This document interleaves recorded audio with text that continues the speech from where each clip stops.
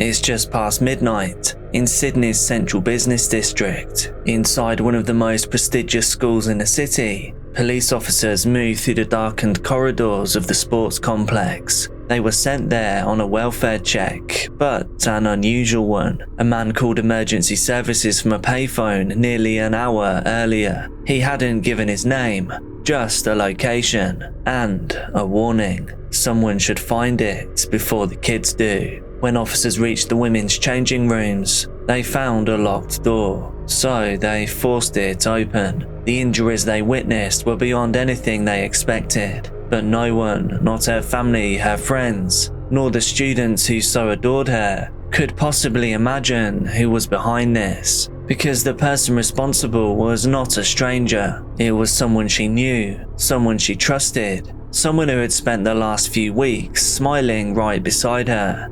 But all that time, they had a plan. By the way, this is Dark Case, and you can call me Jack. I bring you rare and unseen true crime cases, as well as other things that you may later regret knowing, with multiple uploads every single week. So if that sounds like your kind of thing, then join the Dark Case family now by hitting subscribe and turning all notifications on. And now for today's silly little question. If someone had to name a perfume after you, like a signature smell, what would it be called? What would it smell like? And why? Let me know down in the comments. All of your support over on Patreon, as well as right here via channel memberships on YouTube, are so appreciated. So thank you so much. Thank you. But now, on with the video. The school didn't announce the news right away. Parents simply received an email at 4:30 AM. It said that there had been a critical incident. And then 2 hours later, a follow-up message confirming that no students had been harmed. But that wasn't the full story, not by a long shot. St Andrew's Cathedral School, a 140-year-old private institution in the heart of Sydney, had become the focus of a major police investigation. Its gymnasium and bathroom block were now sealed off. Officers stood silently at the school gates as students in uniform arrived, some with their parents, some alone. Behind the scenes, detectives had already begun reviewing CCTV. They were trying to construct a timeline, matching movements, messages, and that deeply unsettling phone call made just before midnight. A young staff member had vanished during her shift, and now police knew that she hadn't left the school at all. Surveillance footage showed her entering the gym bathroom at around 7 PM. She was smiling and relaxed, but moments later, a man followed her inside. He then left alone and disappeared into the night. Lilie James was everything that you'd want in a coach. She was energetic, kind and focused. She was studying sports business at the University of Technology in Sydney, and in the evening she worked at St Andrew's, coaching both water polo and swimming. She also assisted in other after-school programs. At just 21 years old, she already had a strong sense of who she was. She was competitive. She loved team sports and she thrived under pressure. She also had a sharp sense of humour. People who knew her described her as magnetic. Her students really adored her too. Her colleagues all respected her, and her family really was her world. Lilie had grown up in a beachside suburb to the south of the city. She was close with her parents, Jamie and Petter, as well as her younger brother. In high school, she competed in dance and swimming competitions. She had the kind of upbringing that most people could only dream of.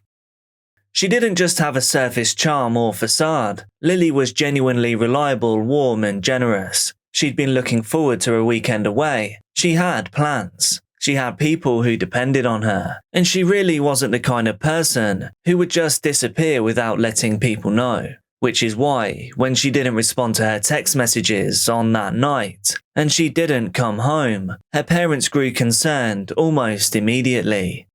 Her father sent her a message at around 10 PM, asking her if she needed a lift. Moments later, he received a reply from her phone. "Don't ask why or call. Please come to the school now." This didn't sound like her, and when her father tried calling, there was no answer. So whoever had used her phone must have known exactly what they were doing. They met at work. Both of them were young, sporty and well liked by students. Lilie coached swimming and water polo. He coached hockey and cricket. Their schedules often overlapped, especially in the afternoons and evenings. This is when the school's after-hours programs were in full swing. His name was Paul, and by all accounts he was polite, cheerful and dependable. Other staff members said he was a natural with the kids, and one of the good ones. He and Lilie started spending more time together in September. At first it was casual, but friends noticed that they really did get along easily. They shared jokes. They were both a little competitive, but in a fun way. And Lilie wasn't the kind of person to rush into things. So the fact that she was dating someone new meant that she really trusted him. After all, he fit the mold. He had a good job. He was athletic, friendly, and familiar with the school. Even her parents were aware of him. They had heard Lilie mention a nice guy named Paul from work. They hadn't met him yet, but Lilie sounded happy. The kind of happy where you start using we instead of I. The kind of happy that makes people sometimes drop their guard. Paul would walk Lilie to her car after practice. He would message her good luck before games. And it all just seemed sweet. Even when they broke things off a few weeks later, just 5 weeks after they started seeing each other, no one suspected that anything was actually wrong. After all, sometimes people date briefly and then realise that it's not a match. It happens. Lilie didn't seem like it was any huge issue, and she wasn't hiding from him. She had no reason to. In fact, she believed that they were still on good terms. They were still texting. They still worked alongside each other at the school. So if anything was really off, Lilie didn't say.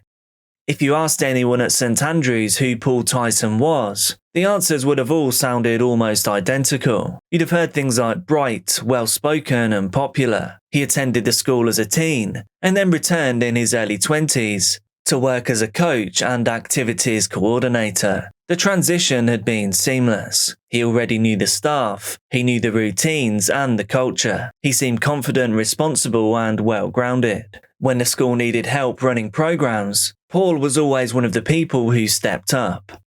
And even beyond the realms of the campus, he projected stability. He told friends that he was pursuing a master's degree in education. He said that he planned to build a life in Australia. He rarely drank, he didn't really party, and he didn't date around. In fact, one roommate described him as almost boring in how disciplined he was. And this made it even more flattering when he and Lilie started seeing one another. From the outside, it looked like a good match. She was warm and ambitious. He seemed calm and mature. However, that was just a version of Paul that he let people see, because behind that, there were secrets, and soon the cracks would begin to show. It didn't start with shouting. It didn't start with threats. It started with questions. Things like, where are you? Who are you with? When will you be home? And at first it sounded like care or concern, maybe even an intense affection. He would say things like, I just want to make sure you're safe, or I miss you already. Lilie was not a naive person. She was confident, experienced and independent. But when you like someone and they seem kind, it can be easy to dismiss the small moments of discomfort, especially if they apologize afterwards, or if they wrap it up in good looks and charm. Paul asked Lilie to share her location on Snapchat. It was framed as something cute, something that all couples do, and Lilie didn't push back because why should she? She had absolutely nothing to hide. But slowly that attention began turning into pressure. Paul would grow cold if she didn't respond fast enough to his messages. He would sulk if she made plans without him. He always seemed to know where she'd been, and when she tried to draw boundaries, he would act confused, hurt, and offended.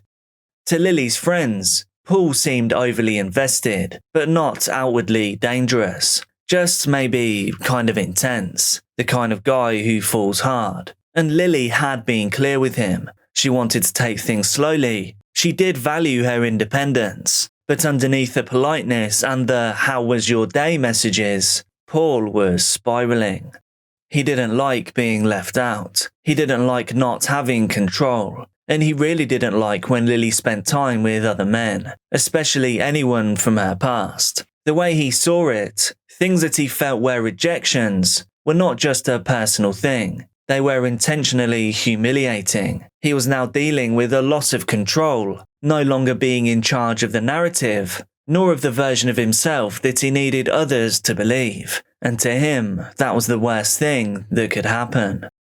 During Lilie's final weekend, she went to a 21st birthday party. It was nothing unusual, just a fun night out with friends. However, Paul wasn't invited, but someone else was. It was one of Lilie's former partners.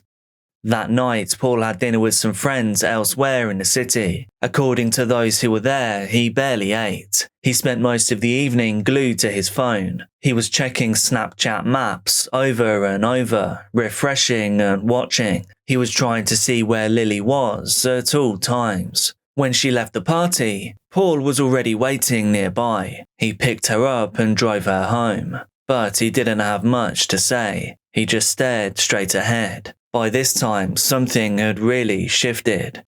Lilie didn't say that she felt scared, but she did mention later that she felt weirded out by Paul. Yes, it was possessiveness, yet it was also something harder to define.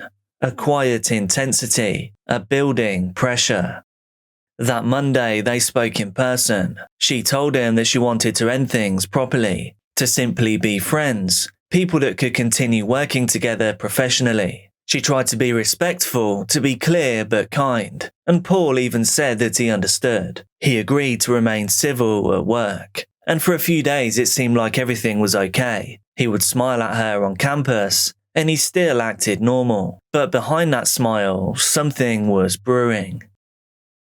Paul had curated an entire image around being calm, competent, and desirable, and now the woman he was doing it for was walking away, and Paul just couldn't let it go. In Lilie's final 3 days, Paul visited her street 7 separate times. He didn't knock on her door, nor did he drop in for a chat. He just sat there in his rented white SUV, parking up at different angles, just watching. Paul took images on his phone of her street. He took photos of cars and made handwritten notes, identifying who those cars belonged to. He was building a map. He was tracking her patterns. And at school, Paul kept his movements equally quiet.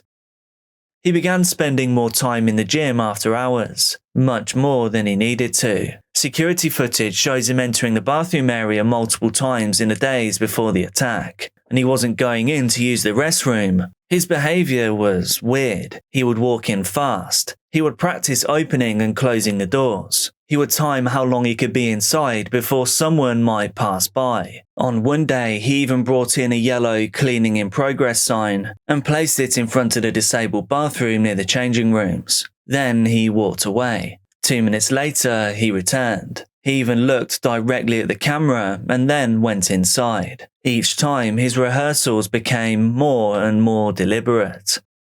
CCTV footage from Lilie's final day shows him entering the same area with a hammer tucked in his hoodie. He'd taken it from a roommate's toolbox that morning. He also had another hammer in his car, a backup that he purchased from a hardware store a few days prior, as seen in this CCTV.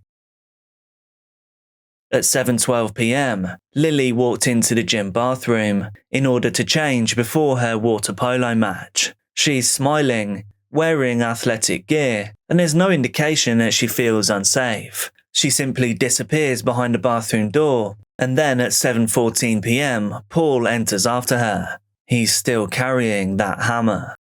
This moment, 2 minutes long, is the last time that anyone sees Lilie James alive, and what happened behind that door would soon become one of the most confronting crime scenes in Sydney's recent history.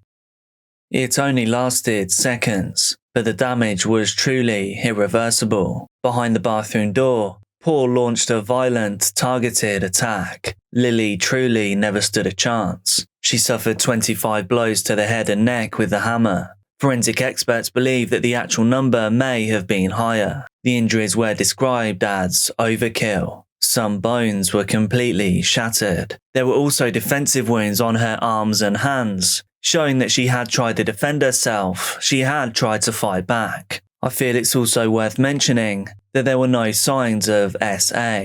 This was purely about control and punishment. Special people come into the world and they seem to go out of the world way too soon. And that's how I see Lilie. Lilie James was Barbara's only granddaughter. She was something special. Her kindness, her loyalty to people, and just the gentlest person. Very gentle. Barbara says she could at least understand illness or a car crash. But murder and the way he murdered her is horrific. After the attack, Paul didn't run away. He stayed in the bathroom for over an hour. He was just in there, alone with her body. He was possibly cleaning himself up. He was possibly just waiting and thinking. And then at 8:47 p.m, he finally left the bathroom alone. He walked to his rented SUV and drove across the city to Diamond Bay Reserve, situated in Vaucluse, an isolated cliffside area known for its views. On the way, he stopped and threw one of the hammers into a bin, and then, just before midnight, he made a call to 000. This is the Australian emergency service number. He told the dispatcher there was a body and where to find it. He refused to give his name. He didn't say how he knew. He just left a message and hung up. I would like to report the body in St Andrew's Cathedral School in Sydney CBD. He told the operator exactly how to find the body, but gave little other detail. When were you there? Don't remember. Sorry? I don't remember. Do you know who it is? No, What's your name? I'd rather not disclose. I think someone should just go in there before people arrive in the morning. Then, minutes later, he sent a chilling series of text messages from Lilie's phone to her father. Don't ask why or call. Please come to the school now and pick me up. Father Lilie James tried calling back, but he received no answer. He drove to the school, panicked and confused, and there he would soon learn the awful truth. His daughter wasn't waiting for him in the car park to be picked up. She was already gone. After Paul made the anonymous emergency call, he parked near the cliffs at Diamond Bay Reserve. He left no note nor an explanation, but he did leave his backpack. Inside were clothes, a toothbrush and an old phone. This was a different phone from the one that he used day to day. In fact, Lilie's phone and Paul's regular phone have never been found. Here at St Andrew's Cathedral School, the devastated friends of Lilie James have been coming to lay flowers in honour of their young friend. Groups of young women have paused at the doors of the school where Lilie worked as a water polo coach, visibly upset as they mourn the 21-year-old. Meanwhile, at a second crime scene in Sydney's eastern suburbs, police continue to search for Paul Tyson, Lilie's presumed killer. Police have scoured the water and cliffs at Vaucluse for a second day and this morning spotted what they believe to be a body floating in the water. Yeah, I just received a call from the full commander on scene. They're calling me off as police rescue are calling off the body recovery. It's too dangerous. They're going to try again at low tide at about 2 p.m, so I'll probably put back on the job then. Thank you. That body is yet to be retrieved or formally identified. Before Paul leapt, he transferred 6 months of rent to his roommates. It's like in a strange way he still wanted to tie up loose ends and didn't want to leave him hanging. At 11:45 p.m, just 3 minutes after he was last seen on CCTV, Paul vanished into the darkness below. The fall would be his final act. The cliff face at Diamond Bay is sheer, jagged and over 30 metres high. It wasn't until the next morning that a group of tradesmen working nearby spotted remains on the rocks below. Rescue crews arrived just after 8 a.m. It would take hours to retrieve the remains. By late afternoon, the body was formally identified. This was officially Paul Tyson, the smiling, dependable coach, the man who had worked alongside Lilie for months, the man who had just been standing beside her hours earlier, and now both of them were gone. In the days that followed, a disturbing pattern began to emerge. This had been heavily rehearsed. It was planned out and meticulously prepared. The coroner's inquest would later confirm it. When he was entering in and out of the bathrooms, they were really dry runs. And to add to what he did in those final hours of his life, he had also lied to nearly everyone that he knew. There were no university records. He had in fact forged documents to stay in the country. He had misled friends. He'd misled his parents. And now a much darker picture of the man would emerge. In past relationships, a troubling pattern had already been formed. There was digital stalking, obsessive jealousy, and escalating behaviour when women tried to end things. In one case, he hacked into a former partner's Snapchat and then followed her across countries. He once punched a tree above a woman's head, and now, with Lilie, he had taken things even further than anyone could have imagined. But also knowing the man who killed her, Paul Tyson, is something else. Not someone I would expect to do such a thing. The fact that he has? Yeah, it's a shock. Psychologists described his actions as a textbook example of coercive control. What could look like caring was anything but. What sounded like affection was just applying pressure. But by the time that pattern was clear, it was far too late. Lilie could not have seen the full picture. It was being too well hidden. Be careful out there, and I'll see you soon.